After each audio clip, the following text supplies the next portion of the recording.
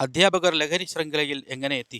പണത്തിന് വേണ്ടിയുള്ള ഒരു ചെറിയ വഴിവിട്ട കളി എങ്ങനെ വലിയൊരു കുറ്റകൃത്യമായി മാറുന്നു? ഒരു അധ്യാപിക, കുട്ടികളെ പഠിപ്പിക്കേണ്ട ഒരാൾ, കുട്ടികളുടെ ഭാവിയെക്കുറിച്ച് ചിന്തിക്കേണ്ട ഒരാൾ, ലഹരിയിൽ നിന്ന് കുട്ടികളെ അകറ്റി നിർത്താൻ ബോധവൽക്കരണ ക്ലാസുകൾ നടത്തേണ്ട ഒരാൾ. പക്ഷേ അതേ അധ്യാപിക തന്നെ ഒരു ലഹരി ശൃംഖലയുടെ ഭാഗമായിരുന്നുവെന്ന് പോലീസ് സംശയിക്കുന്നു. ഒരു സാധാരണ ജീവിതം നയിച്ചിരുന്ന ഒരാൾ എങ്ങനെയാണ് മയക്കുമരുന്നിൻ്റെ ലോകത്തേക്ക് എത്തുന്നത്? നമുക്ക് പരിശോധിക്കാം. ആദ്യമൊക്കെ ഒരുപക്ഷെ ചെറിയൊരു പരിചയം, പിന്നെ ഒരു ചെറിയ ഉപയോഗം, അതിനുശേഷം മറ്റൊരാൾക്ക് എത്തിച്ചു കൊടുക്കൽ, പിന്നെ പണം കൊടുത്തു വാങ്ങൽ, പിന്നെ പണമുണ്ടാക്കൽ, വിൽപ്പന ആരംഭിക്കുക, കൂടുതൽ ആവശ്യങ്ങൾ, അതിനുശേഷം ആഡംബര ജീവിതത്തിൻ്റെ രുചി, ഒടുവിൽ പുറത്തേക്ക് വരാൻ കഴിയാത്ത ഒരു വലയത്തിൽ കുടുങ്ങൽ. ഇതാണ് ഇപ്പോൾ കേരളം ചർച്ച ചെയ്യുന്ന വടകരയിലെ ലഹരി കേസ്. ഇത് രണ്ട് അധ്യാപകന്മാരുടെ കഥ മാത്രമാണോ? ഇപ്പോൾ മൂന്നാമത് ഒരാൾ കൂടി അറസ്റ്റിലാകപ്പെട്ടിട്ടുണ്ട്, അതും ഒരു അധ്യാപിക തന്നെ. അവരുടെ പിന്നിൽ ഇനിയും പുറത്തു വരാനുള്ള വലിയ ശൃംഖലയുണ്ടോ? ഇതാണ് ഇപ്പോൾ കേരളം ചർച്ച ചെയ്തുകൊണ്ടിരിക്കുന്നത്. കോഴിക്കോട് റൂറൽ പോലീസിൻ്റെ ലഹരി വിരുദ്ധ നടപടികളുടെ ഭാഗമായി നടന്ന ഓപ്പറേഷൻ തൂഫാനിലാണ് ഈ കേസിന് നിർണായകമായ വഴിത്തിരിവുണ്ടായത്. ഒരു യുവാവിനെ MDMA പിടികൂടിയതോടെ അന്വേഷണം മറ്റൊരു തലത്തിലേക്ക് നീങ്ങി. പോലീസ് പറയുന്നതനുസരിച്ച് ലഹരി ആവശ്യപ്പെടുന്നവർക്ക് നേരിട്ട് മയക്കുമരുന്ന് കൈമാറുന്ന രീതിയല്ല ഇവിടെ ഉണ്ടായിരുന്നത്. പകരം ഡിജിറ്റൽ പണമിടപാട്, QR കോഡ്, ബാങ്ക് അക്കൗണ്ടുകൾ, പണം എത്തിയതിനു ശേഷം ലഹരി എവിടെയാണെന്ന് അറിയിക്കുന്ന സംവിധാനം. ഇങ്ങനെ നേരിട്ടുള്ള ബന്ധം കുറച്ചുകൊണ്ട് പ്രവർത്തിക്കുന്ന ഒരു ശൃംഖല. അന്വേഷണത്തിൽ ഒരു QR കോഡ് ഒരു ബാങ്ക് അക്കൗണ്ടിലേക്ക് എത്തി. ആ അക്കൗണ്ട് ഒരു അധ്യാപികയുടേതായിരുന്നു. പേര് കീർത്തന. അവിടെ നിന്നാണ് കേസിൻ്റെ കഥയിലെ കൂടുതൽ ഞെട്ടിക്കുന്ന വഴിയിലേക്ക് തിരിഞ്ഞത്. പിന്നീട് മറ്റൊരു അധ്യാപികയായ കാവ്യയും അന്വേഷണത്തിലെത്തി. ഇന്ന് മറ്റൊരു അധ്യാപികയും കൂടി അറസ്റ്റ് ചെയ്തിട്ടുണ്ട്.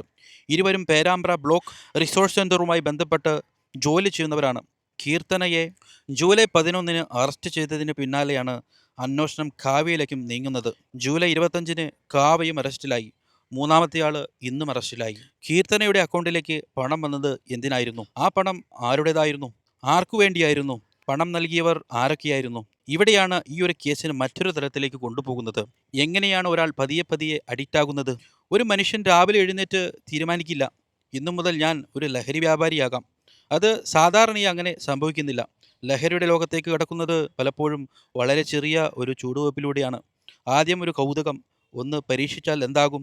അടുത്തത് കൂട്ടുകാരുടെ സമ്മർദ്ദം, ഒന്നും സംഭവിക്കില്ല. പിന്നെ വീണ്ടും, പിന്നെ അതൊരു ശീലമാകുന്നു.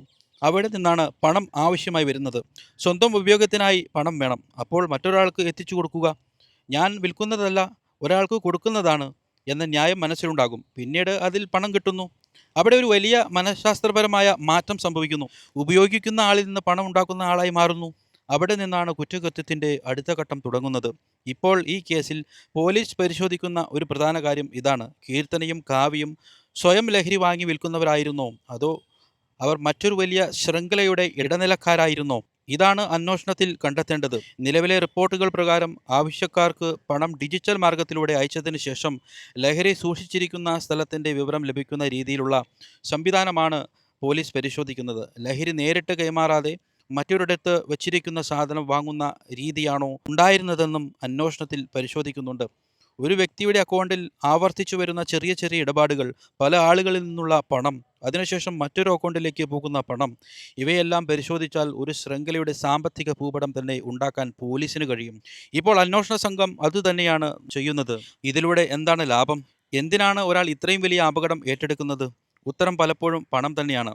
നിയമപരമായി ജോലി ചെയ്തു കിട്ടുന്ന വരുമാനത്തേക്കാൾ വളരെ വേഗത്തിൽ പണമുണ്ടാക്കാമെന്ന തെറ്റായ ധാരണ ഇന്നത്തെ സമൂഹത്തിൽ ചിലർക്കിടയിൽ വളർന്നുവരുന്ന ഒരു അപകടകരമായ ചിന്തയുണ്ട്. കുറച്ച് സമയം കൊണ്ട് കൂടുതൽ പണം ഉണ്ടാക്കണം. അത് നിയമപരമായ വഴിയിലൂടെ സാധ്യമാകാതെ വരുമ്പോൾ ചിലർ വളഞ്ഞ വഴിയിലേക്ക് തിരിയുന്നു. ആദ്യ പണം കിട്ടുമ്പോൾ ഭയം കുറയും. രണ്ടാമത്തെ തവണ കൂടുതൽ ധൈര്യം വരും. മൂന്നാമത്തെ തവണ കൂടുതൽ പണം. പിന്നെ അതൊരു ബിസിനസ് പോലെ തോന്നും.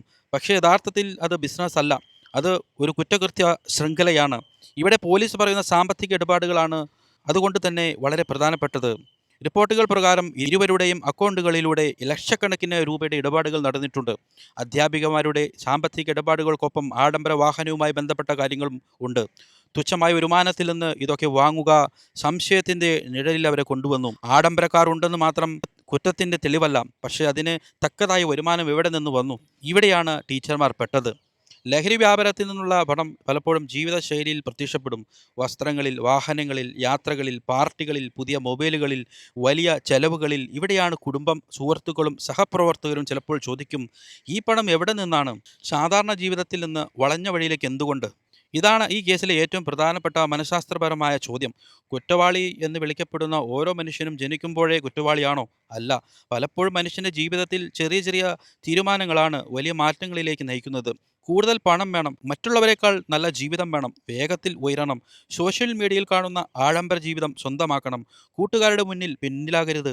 ഇതെല്ലാം ചേർന്നാൽ ഒരാൾക്ക് തെറ്റായ വഴി ചുരുക്ക വഴി പോലെ തോന്നാം. പക്ഷേ ആ ചുരുക്ക വഴിയുടെ അവസാനം പലപ്പോഴും ജയിലായിരിക്കും.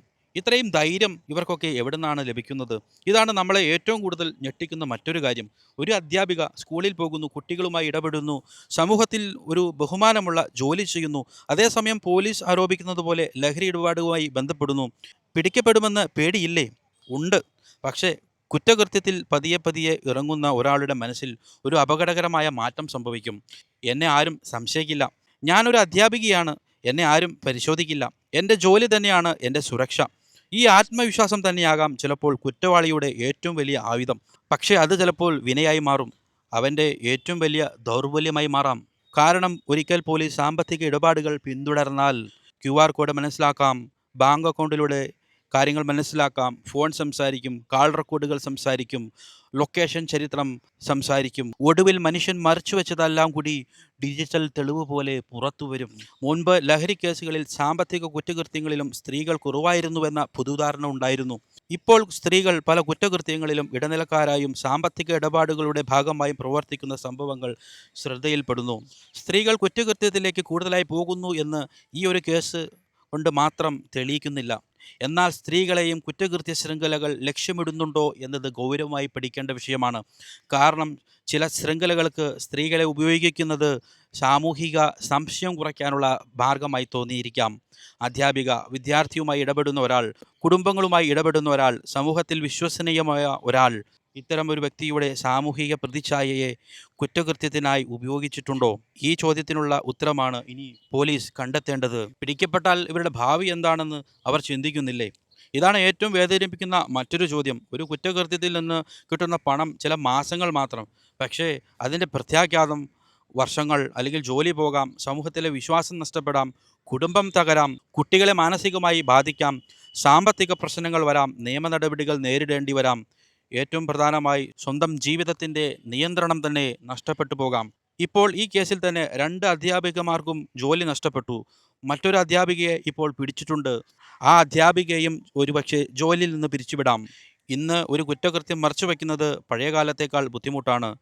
കാരണം ഓരോ ഇടപാടിലും ഡിജിറ്റൽ അടയാളങ്ങളുണ്ട്. ഓരോ സ്ഥലത്തും ക്യാമറകൾ, ഓരോ ഫോണിലും ലൊക്കേഷൻ, ഓരോ പണമിടപാടിനും രേഖ. ഒരു ചെറിയ സംഭവം പോലും സോഷ്യൽ മീഡിയയിൽ എത്താം. അറസ്റ്റിന് ശേഷം വാർത്തകളിൽ പേര് വരാം, കുടുംബം വാർത്ത കാണാം, സഹപ്രവർത്തകർ അറിയാം, കുട്ടികൾ അറിയാം.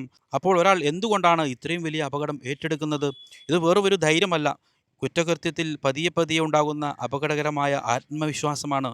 ഇതുവരെ ഒന്നും സംഭവിച്ചില്ലല്ലോ, അതാണ് ഏറ്റവും വലിയ അപകടകരമായ ചിന്ത. ഇവർക്ക് ലഹരി എവിടെ നിന്നാണ് ലഭിക്കുന്നത്? ഇതാണ് ഇപ്പോഴത്തെ അന്വേഷണത്തിലെ ഏറ്റവും പ്രധാനപ്പെട്ട ഭാഗം. കീർത്തനയും കാവ്യയും ആരിൽ നിന്നാണ് ലഹരി വാങ്ങിയത്? അവർക്ക് മുകളിൽ ആരുണ്ട്? ആരാണ് യഥാർത്ഥ വിതരണക്കാരൻ? ആരാണ് പണം ശേഖരിച്ചത്? ആരാണ് സാധനം എത്തിച്ചത്? ആരാണ് ഉപഭോക്താക്കളെ കണ്ടെത്തിയത്? ആരാണ് ലഹരി എവിടെ വെച്ചിരിക്കുന്നുവെന്ന് തീരുമാനിക്കുന്നത്? ഇവരുടെ അക്കൗണ്ടിലേക്ക് പണം അയച്ചവർ ആരൊക്കെ? ഇവരിൽ നിന്ന് സ്ഥിരമായി വാങ്ങിക്കുന്നവർ ആരൊക്കെ? ഈ ചോദ്യങ്ങൾക്ക് ഉത്തരം കിട്ടിയാൽ മാത്രമേ ഈ കേസിൻ്റെ യഥാർത്ഥ വ്യാപ്തി മനസ്സിലാകൂ. നിലവിൽ ലഹരിയുടെ ഉറവിടം ആരാണെന്ന് അന്വേഷണത്തിൽ പൂർണ്ണമായി കണ്ടെത്തിയിട്ടില്ല എന്നാണ് റിപ്പോർട്ടുകൾ പറയുന്നത്. അതുകൊണ്ട് തന്നെ പോലീസ് ഇപ്പോൾ സാമ്പത്തിക ഇടപാടുകൾക്കും ഫോൺ രേഖകൾക്കും വലിയ പ്രാധാന്യം നൽകുന്നുണ്ട്. ഇതിൻ്റെ പിന്നിൽ ഏതെങ്കിലും മാഫിയ ഉണ്ടോ? ഇതാണ് ഇപ്പോൾ ഏറ്റവും വലിയ സംശയം. 2 അധ്യാപികമാർ മാത്രം ചേർന്ന് ഇത്രയും വലിയൊരു ഇടപാട് നടത്തുമോ? അതോ ഇവർ ഒരു വലിയ നെറ്റ്വർക്കിലെ 2 കണ്ണികൾ മാത്രമാണോ? ഇനി ഒരുപക്ഷെ ഒരു ശൃംഖല ഉണ്ടെങ്കിൽ തന്നെ അതിൻ്റെ മുകളിൽ ആരാണ്? താഴെ ആരൊക്കെയാണ്? പണം ആരാണ് നിയന്ത്രിക്കുന്നത്? ഇന്നത്തെ ഈ ഒരു സംഭവം നമ്മളോട് ചോദിക്കുന്നത്, പണം സമ്പാദിക്കാൻ ഒരു മനുഷ്യൻ എത്ര ദൂരം പോകും? ഇന്ന് ഈ 2-3 അധ്യാപകരുടെ അറസ്റ്റിൽ അവസാനിക്കുമോ? അതോ ഓപ്പറേഷൻ തൂഫാൻ തുറന്നത് കേരളത്തിലെ മറ്റൊരു വലിയ ലഹരി ശൃംഖലയുടെ വാതിലോ?